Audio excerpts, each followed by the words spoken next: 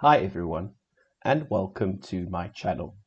I hope that you are having a fantastic week, and if you enjoy any part of this video, I'm going to ask you to smash that like and subscribe buttons.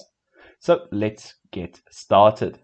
I often get asked if Dark Venus can be used to trade other instruments like crypto, indices like Nasdaq, S&P 500, and the Dow Jones or US 30. When it comes to trading other instruments other than spot Forex, it is important to understand how they are calculated. To understand this, let's quickly look at an example. Under your market watch, you will see the different symbols that you are able to trade. If you press the Show All button, it will show you all of the different instruments available with your broker. Today, we are going to focus on the Nasdaq or US 100, which is a cash-based CFD or contract for difference.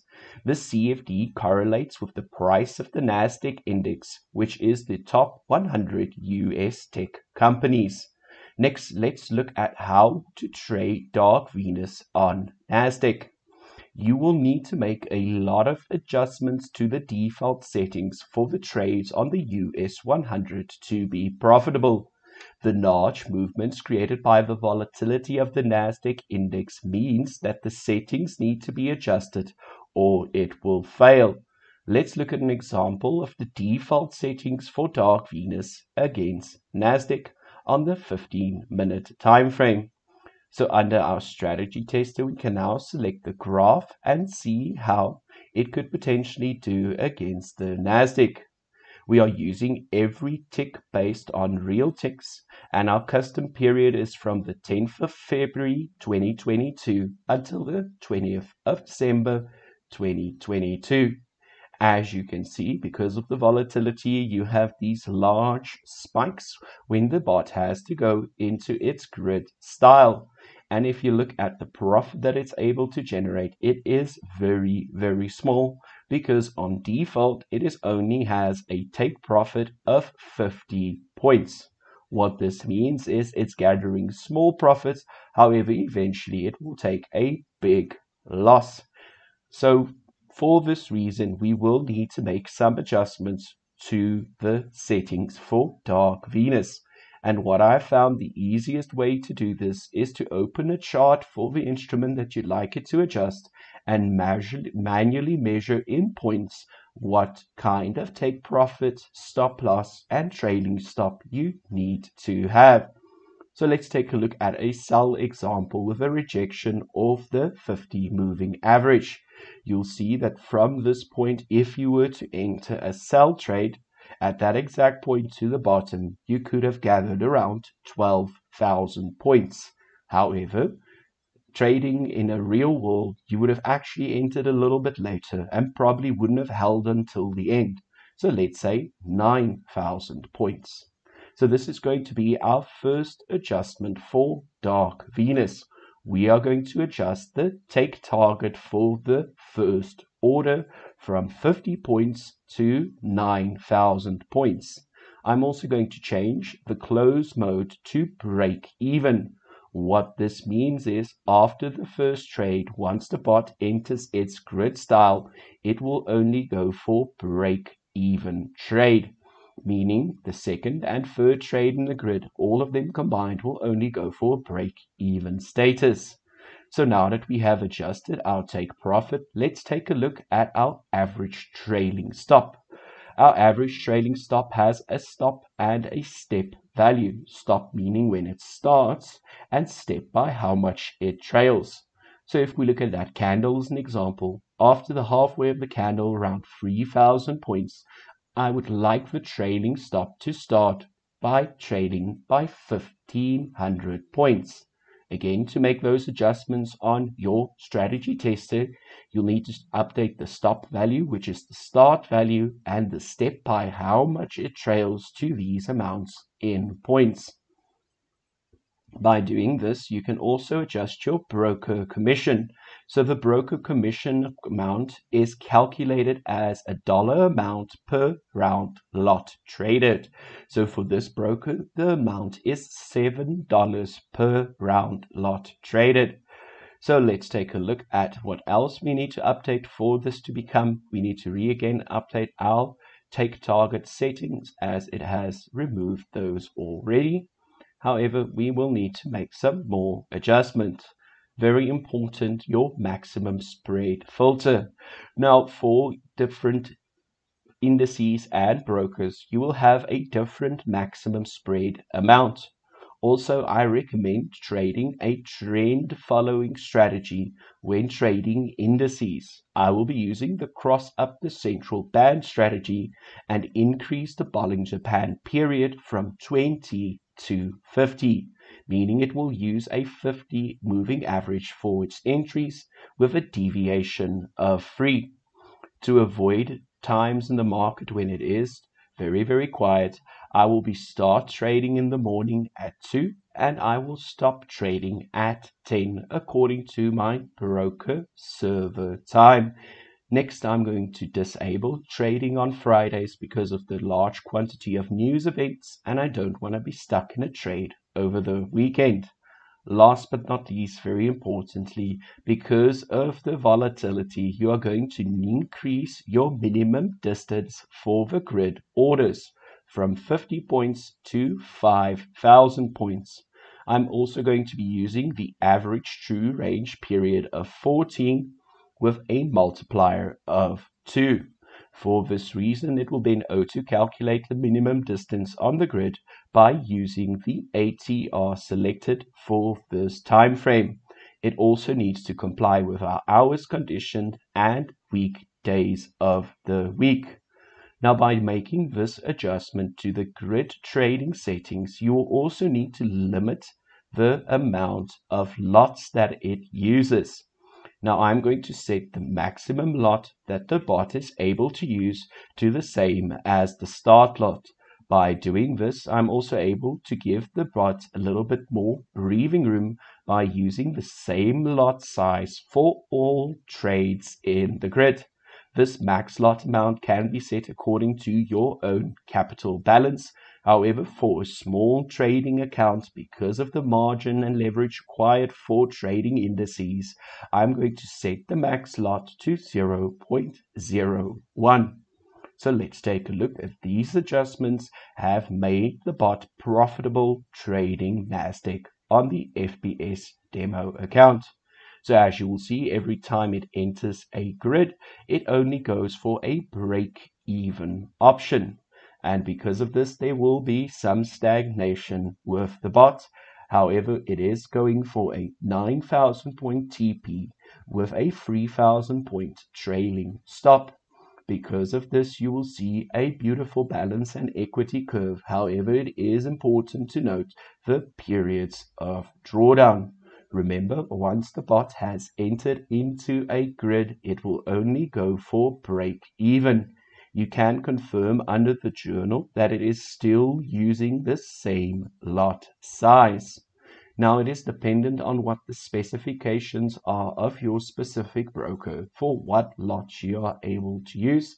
So what I'd like you to do is comment below how the spot and set file performs with your specific broker.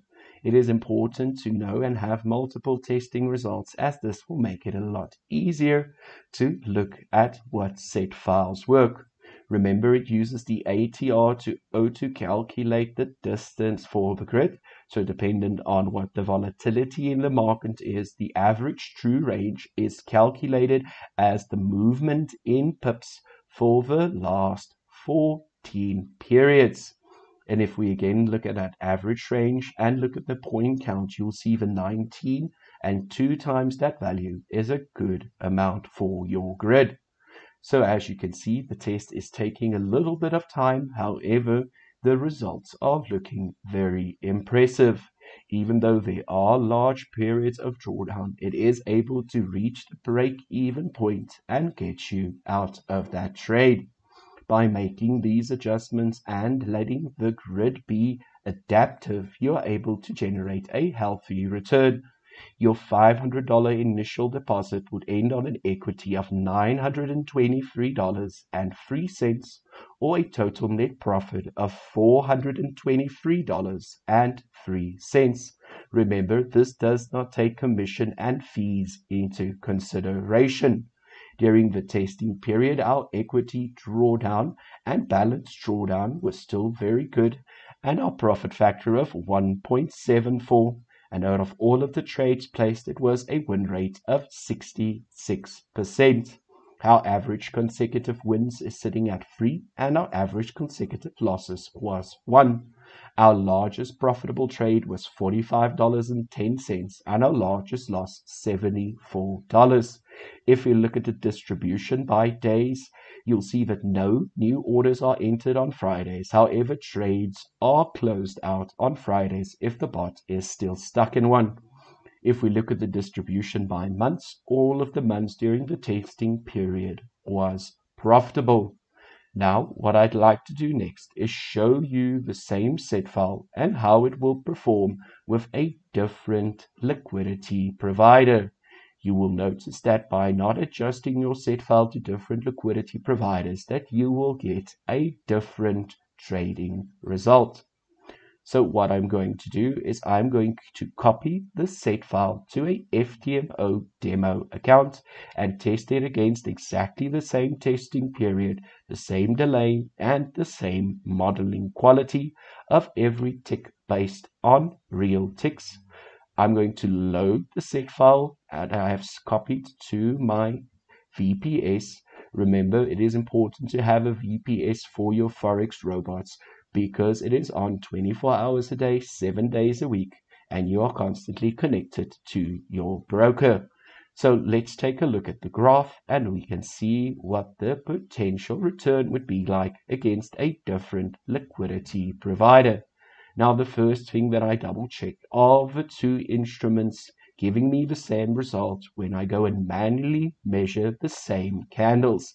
And you'll see it is a very similar result of around 1200 pips. The 1200 pips shows me that I don't need to calculate or adjust my take profit or trailing stop, and it should be able to give me a similar result as the FBS demo account. What it's doing now is it's downloading the real tick data, meaning this might take a little bit longer on your system. However, it is the most accurate data for testing available. So if we immediately see the trades being placed by the expert advisor, you will see that the profit generated is very small, only a couple of cents for every winning trade. What this means is that there is a difference in the contract size between the two brokers. This means that each contract size specific to a broker needs to be checked, and your set files and lot sizes need to be adjusted. The way to check this is to look at the two different brokers and look at their specifications for their specific instrument that you are trading. For example, by the 11th of the 7th on this back test, we had only generated a very small return. Compared to our other testing results, we would be around $700. What this means is that we'll need to take a look at the specifications for FTMO. One of the big advantages of trading indices on FTMO is there is no commissions. However, you will see there's a significant difference in the contract size of this CFD compared to the one for FBS. The margin rates are also different, so that is important to take into consideration for your analysis. So if we compare the contract size for FTMO to the contract size that we have, we'll now need to increase the lot size to 0.1 to get the same result as FBS. So after increasing our manual lots and our max lot amount, let's take a look at the graph and see how the set file will perform against a FTMO environment. So you can adjust your lots according to your trading balance. And I recommend always to do a FTMO trial before risking your own money in the market. You'll look at our FBS contract size specifications. You'll notice that the contract size is 10, and that is what's causing the big difference in the result. Meaning when you purchase a 0.01 with FBS, you're actually purchasing a 0.1. Whereas when we look at spot Forex, typically in spot Forex, the contract sizes are set as standard. Always compare your spread between brokers. That is why I recommend having more than one Metatrader installed on your computer. By doing this, you can see what kind of data and differences there might be by trading in different environments. If we now look at our set file with the updated lot amount, you will see that it is able to generate a very similar return to the one that we got earlier on FBS. It's currently trading at around $917 equity, and you will also notice the quantity of spikes in the market is far less than what we experienced on our backtest on FBS. I always recommend comparing different brokers so that you can get an accurate display of how the set file will do in the real market. If we look at our FBS results, the profit is up to $465.21. And if we compare that to our backtesting results of $423.03, the other major difference is the equity drawdown experienced. On the FBS, you'll see it's $490.91. And if we compare that to FTMO, our equity drawdown was $239.54. Our total trades were 293, and the profit factor is up to 2.12 in this specific trading environment. Our win rate is still similar, which shows that the bot has the potential to perform well in the live market.